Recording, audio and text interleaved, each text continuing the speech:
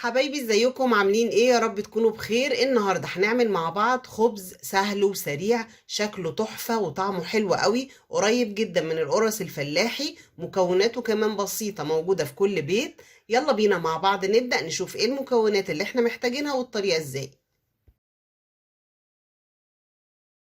معايا هنا في العجان كيلو دقيق، 8 كوبايات بكوباية الشاي العادية اللي موجودة في كل بيت. نخلة دقيق كويس قوي. هضيف عليه معلقة ونص من الخميرة، معلقتين كبار من السكر، معلقتين كبار من اللبن البودر، نص معلقة صغيرة من الملح، وهضيف كمان كوبايتين من اللبن الرايب. ممكن استبدل اللبن الرايب باللبن الحليب او اللبن الزبادي، او لو عندنا لبن حليب وقطع. كل البدائل دي تنفع وهتديني نفس النتيجة. وهضيف كمان معلقتين كبار مليانين من السمنة بدرجة حرارة المطبخ. ممكن استبدل السمنة بالزبدة او بربع كوباية من الزيت. واخر اضافه معايا معلقه كبيره من الخل. وكده فاضل شويه صغيرين جدا من السوائل، ودي هضيفها واحنا شغالين في العجان. يلا بينا مع بعض نشغل العجان. هشغل العجان وهتابع العجينه كويس قوي، وهضيف بقيه كميه السوائل اثناء العجن حسب احتياج العجينه طبعا.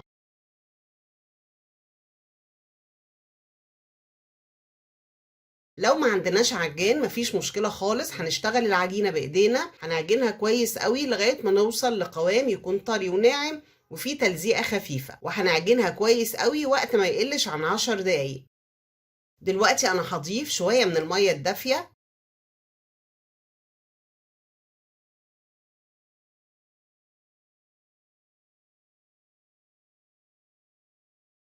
وشوية كمان من المَيّة،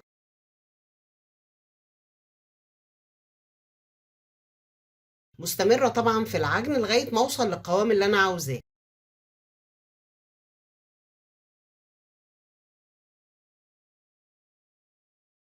ودلوقتي يالّا نقفل العجان ونشوف مع بعض قوام العجينة إيه. ناعمة وطرية جدًا وفيها تلزيقة خفيفة، وزي ما إحنا شايفين هي لازقة في قاع العجان، وطبعًا ده اللي أنا عايزاه، مش عايزة عجينة تكون لامة وناشفة.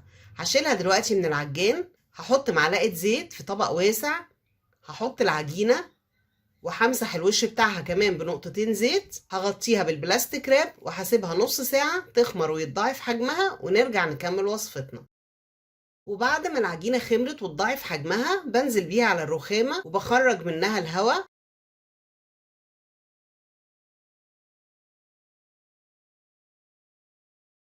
هقطعها لقطع صغيرة وبلفها بإيديا زي الكورة بالشكل ده، وبنحاول طبعا إن تكون إيدينا مظبوطة وإن كل القطع تكون مقاس واحد، ولو عندنا ميزان بفضل إن احنا نستخدمه.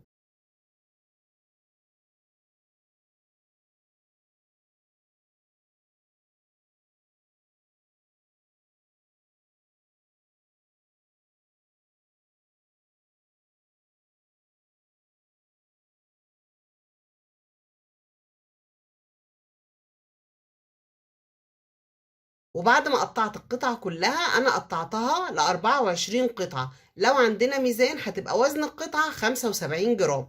هغطيها دلوقتي بفوطة من فوط المطبخ وهبدأ شغل على طول. هاخد قطعة من العجين وهفردها على الرخامة فرد خفيف، بيبقى سمكها تقريبا سنتي. ولو عندنا قطعة التفاح بتسهل علينا طبعا الشغل جدا. بعمل بيها علامات، بس بضغط مش بقطع للآخر، وبشيل القطعة على ايدي وبالمقص بفتح العلامات دي، وبنقلها على صينية من صواني الفرن دهنها دهنة زيت خفيفة، وبجمع الأطراف عشان تديني شكل ورقة الشجر. بيبقى شكلها في منتهى الجمال بالشكل ده. ويلا بينا مع بعض نعمل قطعة كمان. هاخد قطعة من العجين وهفردها على الرخامة، هعمل لها علامات بقطعة التفاح، هشيلها على ايديا وهفتح العلامات دي بالمقص.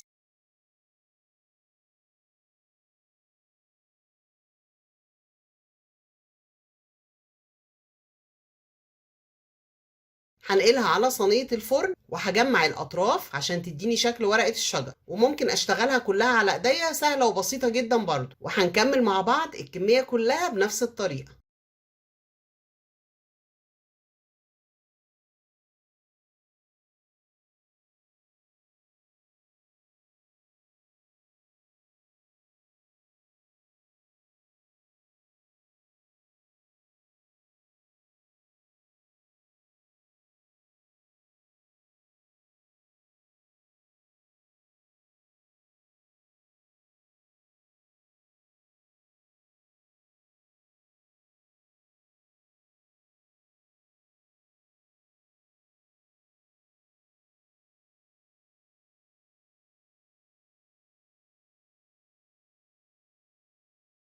وبعد ما خلصت تشكيل الوردات كلها ما شاء الله سهلة وسريعة وشكلها تحفة، مش هستنى ان هي تخمر تاني، وقت التشكيل كفاية جدا.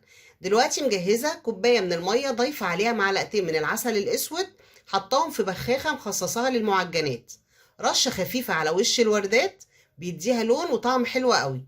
وكده خلاص احنا جاهزين ان احنا ندخل الصواني الفرن. مشغلة الفرن ومسخناه على درجة حرارة 200. هدخلها الفرن، لو عندنا مروحة بفضل ان احنا نشغلها، ولو ما عندناش بستنى ان هي تاخد درجة لون حلوة من تحت، وبشغل لها الشواية اخر دقيقة لغاية ما تاخد درجة لون حلوة من على الوش. هندخلها الفرن ونشوف شكلها ايه مع بعض. وده كده شكل الوردات وهي في الفرن، ما شاء الله ريحتها تحفة وشكلها حلو قوي. دلوقتي هفتح لها الشواية تاخد لون من على الوش. فاول ما بتخرج من الفرن ممكن ارشها رشه بالميه واغطيها بالفوطه لو انا عاوزاها طريه، او المعها تلميعه حلوه كده بمعلقه من السمنه البلدي، بتديها طعم وريحه حلوه قوي. وممكن اغطيها بكيس مشمع وفوطه، او اسيبها كده زي ما هي لغايه ما تبرد، بيبقى فيها طبقه قرمشه من على الوش وطريه ولذيذه جدا من جوه.